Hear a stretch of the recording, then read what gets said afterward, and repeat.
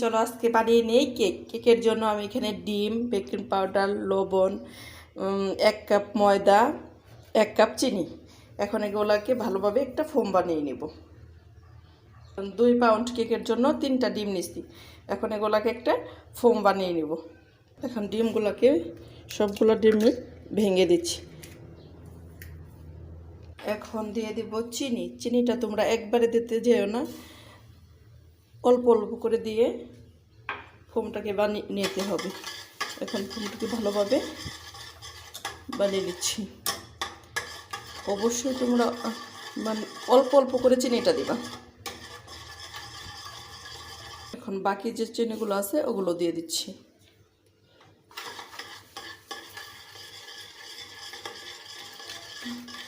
দেখো ডিমটা ফাটানো হয়েছে। অবশ্যই ডিমটা তোমরা ভালোভাবে মানে এভাবে ফোম করে নেবে। এখন দিয়ে দেবো সব শুকনো উপকরণগুলো। দিয়ে দেব 1 কাপ ময়দা।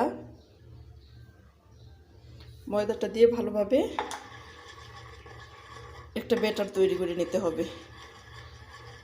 দিয়ে দেব সামান্য লবণ, বেকিং পাউডার 1 চা চামচ। 2 প্যানেটের জন্য আমি 1 কাপ ময়দা দিছি, 3টা ডিম দিছি। এখন দিয়ে দেব সামান্য ভ্যানিলা এসেন্স, মানে ডিমের জন্য কোনো গন্ধ না থাকে এর জন্য দিচ্ছি। তোমরা এইভাবে চাইলে ঘরে থাকা উপকরণ দিয়ে একটা কেক বানিয়ে নিতে পারো। তেলটা দিতে ভুলে গেছি, তেল দিয়ে দেবে সামান্য 1 চা চামচের মতো।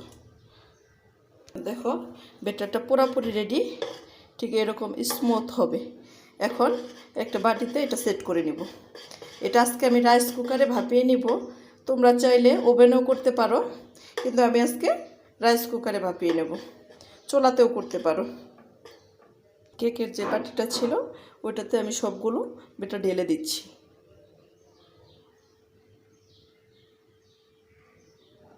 বাটিতে সেট করা হয়ে গেছে। চলো চলে যাই রাইস কুকারে।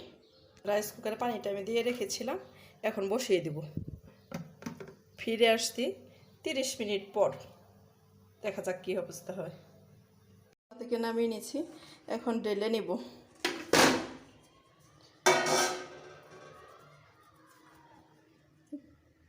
কাগজটা উঠিয়ে নিচ্ছি।